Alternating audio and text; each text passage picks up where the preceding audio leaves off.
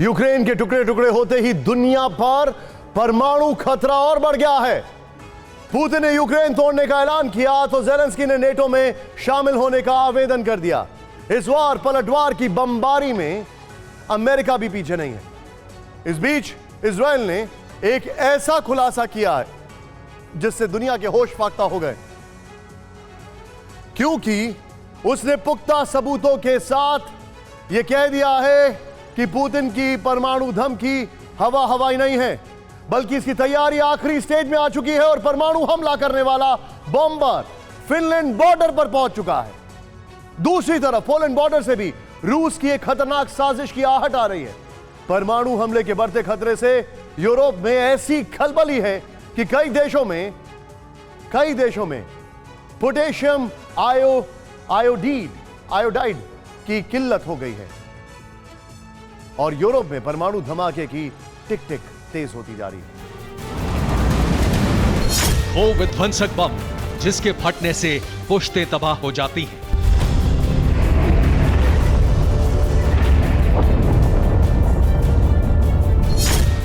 वो धरती फाड़ बम जिसके विस्फोट से जर्रा जर्रा थर्रा जाता है।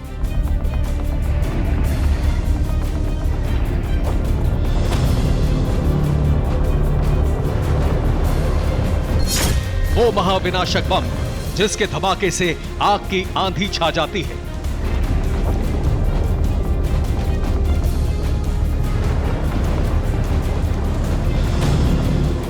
तापमान बेहिसाब बढ़ जाता है, इंसानी जिस्म पिघल जाता है, ईंट और कंक्रीट के अलावा आसपास सब कुछ गायब सा हो जाता है। बारूदी त्रासदी लाने वाले उसी परमाणु बम के प्रचंड प्रहार का डर पसर चुका है। रूस के तमाम दुश्मन एटमी दहशत में हैं। बारूदी आशंकाओं के बीच सवाल उठ रहे हैं कि यूक्रेन के टूटने के बाद भी ऐसी आशंका क्यों बनी हुई है? क्यों लग रहा है कि पुतिन परमाणु ब्लास्ट कर ही देंगे? क्या रूस के शुरुआत करते ही एटमी त्रासदी आ जाएगी? ये सवाल यूं ही नहीं उठ रहे हैं, यूं ही नहीं बेहिसाब खौफ है, घनघोर आशंका है, डराने वाली भविष्यवाणी है। यूं ही नहीं 77 बरस बाद फिर से न्यूक्लियर बम फटने का डर है। इसका आधार है प्रेसिडेंट पुतिन की जिद, उनकी नई धमकी। तल्ख तेवर, आक्रामक अंदाज, शब्द शब्द में प्रतिबद्धता।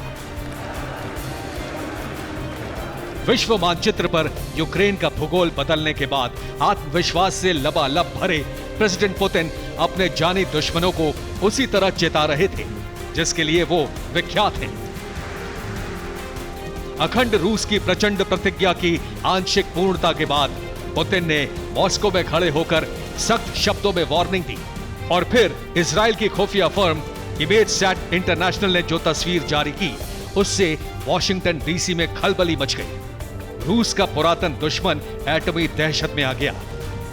इजराइल के खुफिया फर्म ने रूस के ओलन्या एयरबेस की एक तस्वीर जारी की है। ये वही ओलन्या एयरबेस है जहां पर रूस के टैक्टिकल और स्ट्रेटेजिक परमाणु हथियार रखे गए हैं जो नाटो देशों के बेहद करीब है। यही 3 तस्वीर जारी की है इजराइल ने, जिसने नेटो देशों को बेचैन कर दिया है। इन्हीं 3 तस्वीरों में पुतिन की धमकी का विस्तार है। 21वीं सदी की पहली एटमी त्रासदी के खौफ का सारांश है। सबसे पहले पहली तस्वीर देखिए जो 12 अगस्त की है। इसमें ओलेनिया एयरबेस पूरी तरह से खाली है, कहीं कुछ भी नहीं है। लेकिन ठीक 9 दिन बाद स्थिति बदल गई। ये 21 अगस्त की तस्वीर देखिए। ओलेनिया एयरबेस का नजारा बिल्कुल ही बदला बदला सा है। यहाँ पर कतारों में रूसी मार्का बॉम्बर खड़े दिख रहे हैं। 1-2 नहीं, पूरे 4 की तादाद में। ये चारों रूस का Tu-160 बॉम्बर है जो अंबर से परमाणु त्रासदी लाने में सक्षम है। कितना खतरनाक है ये बॉम्बर, ये बताएंगे। मगर उससे पहले इसी ओलेनिया एयरबेस की सबसे नई तस्वीर देखिए जो 25 सितंबर की है। ओलेनिया एयरबेस पर बॉम्बर की ये बढ़ोतरी पूर्वी यूक्रेन में आकार बदलने के फैसले के बाद और रूस के विस्तार से ठीक पहले की है। 4 के बदले अब यहाँ 2 हिस्सों में 6 बॉम्बर दिख रहे हैं। इसमें 3 Tu-160 बॉम्बर हैं, जबकि 3 की तादाद में Tu-95 विध्वंसक विमान है जो आसमान से एटमी कोहराम मचाने के लिए जाने जाते हैं। रूस का विध्वंसक Tu-160 बम वर्षक, जिसे व्हाइट स्वान भी कहा जाता है, अमेरिका समेत नाटो के तमाम जो मुल्क हैं वो इससे खौफ खाते हैं। और जिस तरह से इसके प्रहार को देते हुए नाटो की तरफ से इसे ब्लैक जैक भी कहा जाता है। कैसे इस व्हाइट स्वान को देख दुश्मन सिहर जाता है? क्यों ब्लैक जैक का एक अटैक नेटो देशों का नक्शा बिगाड़ सकता है? उसे जरा समझिए। Tu-160 एक हाइपरसोनिक स्ट्रैटेजिक बॉम्बर है। इसकी मारक क्षमता करीब 3000 किलोमीटर तक है। इसकी रफ्तार करीब 2220 किलोमीटर प्रति घंटे की है।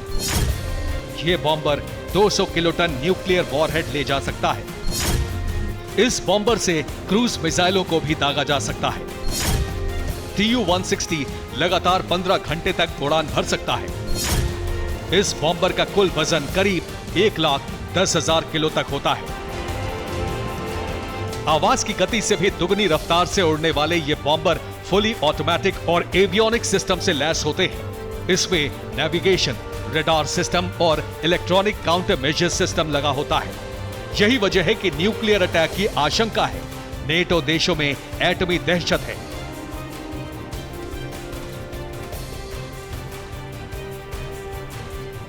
आपको बता दें कि ओलान्या एयरबेस बरबस के पास कोला प्रायद्वीप पर मौजूद है। यहां पर रूस के उत्तरी बेड़े के साथ साथ सामरिक और रणनीतिक परमाणु हथियारों तक का जखीरा मौजूद है, जिसकी सुरक्षा के लिए बॉम्बर्स को भी तैनात कर दिया गया है। अब जरा समझिए कि अगर युद्ध का विस्तार हुआ, अगर यूक्रेन की चिंगारी और भड़की, अगर बात रूस बनाम नेटो का हुआ, तो कैसे यूरोप में तबाही आएगी? रूस के परमाणु बम के लक्ष्य पर कौन कौन से वे दुश्मन होंगे जो नेटो से जुड़े हैं? जिस ओलेनिया एयरबेस पर परमाणु बमों का जखीरा तैनात किया है रूस ने, वो मरमंस्क से 92 किलोमीटर दक्षिण में कोला प्रायद्वीप पर स्थित है, जो फिनलैंड के बॉर्डर पर है। लिहाजा फिनलैंड पर सबसे ज्यादा खतरा है। फिनलैंड के अलावा स्वीडन पर भी बड़ा खतरा है। हालांकि ये दोनों अभी नेटो में शामिल होने की प्रक्रिया में हैं। इसके अलावा Norway, Estonia, Latvia, Lithuania, Poland, Netherland, Germany, Denmark और स्लोवाकिया में रूसी बॉम्बर एटमी तबाही मचा सकते हैं। यही वजह है कि न्यूक्लियर अटैक की आशंका है। नेटो देशों में एटमी दहशत है। अब सवाल उठ रहा है कि पुतिन ने अगर परमाणु प्रहार का फैसला किया, उन्होंने अगर अपनी ताकत दिखाने के लिए पहली बार एटम बम का इस्तेमाल कर दिया, तो उसका स्वरूप क्या होगा? ये एटमी हमला सिर्फ दिखावे का होगा या फिर हिरोशिमा सी तबाही आएगी? रूस की न्यूक्लियर फोर्स पहले से अलर्ट मोड पर है और यूक्रेन वॉर शुरू होने के बाद न्यूक्लियर फोर्स की तरफ से बाकायदा ड्रिल भी की गई। और अब जब रूस की तरफ से न्यूक्लियर बॉम्बर को तैनात किया जा चुका है, तो इसके बाद न्यूक्लियर हमले की आशंका काफी ज्यादा बढ़ गई है। खास तौर पर ऐसे वक्त में जब पूर्वी यूक्रेन के 4 बड़े इलाकों का विलय रूस की तरफ से किया गया है। इसे वेस्टर्न कंट्रीज ने न सिर्फ मानने से इंकार किया है, बल्कि पश्चिमी देशों ने रूस के खिलाफ प्रतिबंधों को और ज्यादा बढ़ा दिया। इसलिए मुमकिन है कि प्रेसिडेंट पुतिन परमाणु हमले का आखिरी फैसला ले ले। अब जरा समझिए कि इस हमले की तीव्रता क्या हो सकती है। जानकार बताते हैं कि हो सकता है कि रूस टैक्टिकल न्यूक्लियर वेपन का इस्तेमाल करे।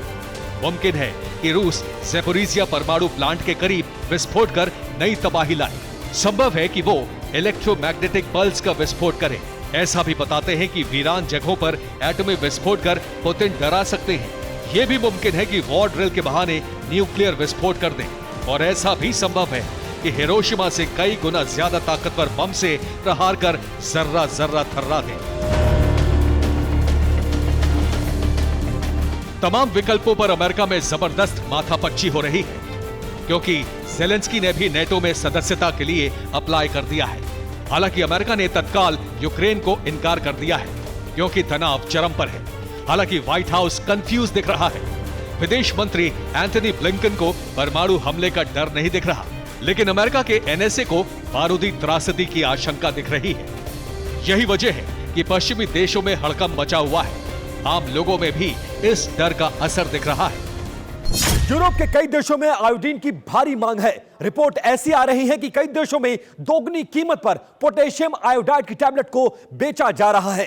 दवा की दुकानों में इसकी किल्लत हो गई है और लोग ऑनलाइन भी इसको खरीद रहे हैं। पोलैंड से लेकर बुल्गारिया तक पोटेशियम आयोडाइड की भारी डिमांड है।